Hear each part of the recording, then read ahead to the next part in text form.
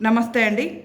దేశమాత ఎంతో గర్విస్తూ నా కుమారుడు నా కడుపులోనే పుట్టాడు అని గొప్పగా చెప్పుకునే ఒక మహనీయుడు జయంతి అండి ఈరోజు. అతడే మన నేతాజీ సుభాష్ చంద్రబోస్. బ్రిటిష్ వారిని మన దేశం నుంచి తరిమి కొట్టడంలో ప్రముఖ పాత్ర వహించిన ఒక హీరో, ఒక లెజెండ్ నేతాజీ సుభాష్ చంద్రబోస్. 1897లో జనవరి 23న ఒడిస్సాలోని కటక్లో జానకీనాథ్ ప్రభావతి బోస్లకు జన్మించారు మన నేతాజీ సుభాష్ చంద్రబోస్.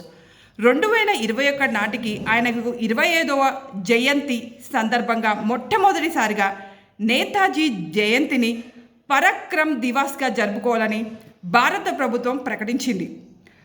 ఆజాద్ హింద్ ఫౌజ్ని ఏర్పాటు చేసి బ్రిటిష్ సామ్రాజ్యాన్ని తరిమికొట్టిన ఆ మహానేతను ఎప్పటికీ ఈ భరతమాత మర్చిపోదు. గొప్ప భరత స్వతంత్ర సమరయోధుడు మరియు భారతమాత యొక్క ఉన్న అమరవీరుల గొప్ప కుమారుల్లో నేతాజీ సుభాష్ చంద్రబోస్కి ప్రథమ స్థానం ఎప్పటికీ ఉంటుంది. ఈ సందర్భంగా, ఆయన జయంతి సందర్భంగా ఒక్కసారి ఆయన జీవిత చరిత్రను మొత్తం మనం స్మరించుకుందామా? బోస్ని అతని తల్లిదండ్రులను ఇండియన్ సివిల్ సర్వీస్కి సిద్ధం చేయడానికి ఇంగ్లాండ్లోని కేంబ్రిడ్జ్ విశ్వవిద్యాలయానికి పంపారు.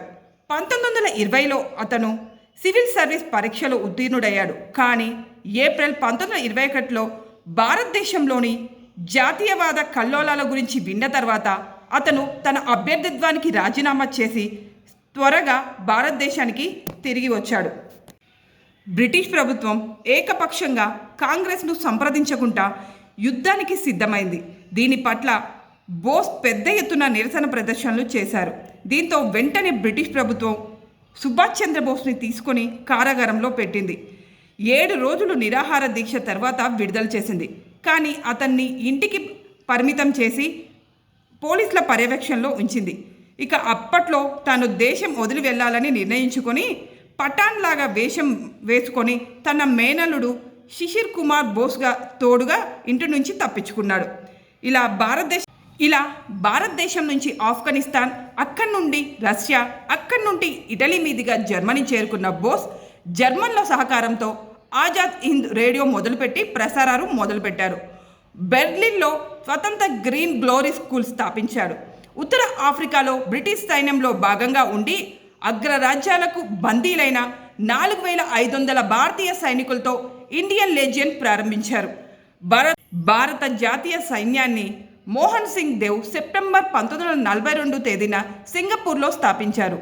ఇది రాజ్ బిహారీ బోస్ స్థాపించిన ఇండియన్ ఇండిపెండెన్స్ లీగ్ తరహాలోంది. 1943లో సుభాష్ చంద్రబోస్ రాకతో సైన్యం ఏర్పాటుకు కొత్త ఊపిరులూదినట్లయింది. అదే సంవత్సరంలో జూలైలో సింగపూర్లో జరిగిన మీటింగ్లో రాజ్ బిహారీ బోస్ సుభాష్ చంద్రబోస్కు సంస్థ పగ్గాలు అప్పగించాడు. బోస్ పిలుపుతో చాలామంది దేశభక్తులు సైన్యంలో చేరడమే కాకుండా దానికి ఆర్థిక సహాయం కూడా అందించారు.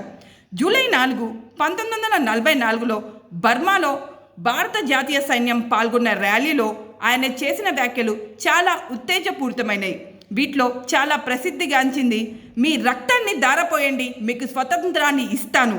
ఇది అప్పట్లో చాలా సంచలనం రేపింది. దీనివల్లే ఎక్కువ మంది ఈ ఆజాద్ హింద్ ఫౌజ్ భారత జాతీయ సైన్యంలో చేరారు. ఈ ర్యాలీలో భారత ప్రజలను బ్రిటిష్ ప్రభుత్వం వ్యతిరేక పోరాటంలో తమతో పాటు చేరమని పిలుపునిచ్చాడు. హిందీలో సాగిన ఈ ప్రసంగం ఆద్యాంతం ఉత్కంఠభరితంగా సాగింది మరియు మన స్వతంత్ర భారత పోరాటంలో కీలక పాత్ర పోషించింది. అధికారికంగా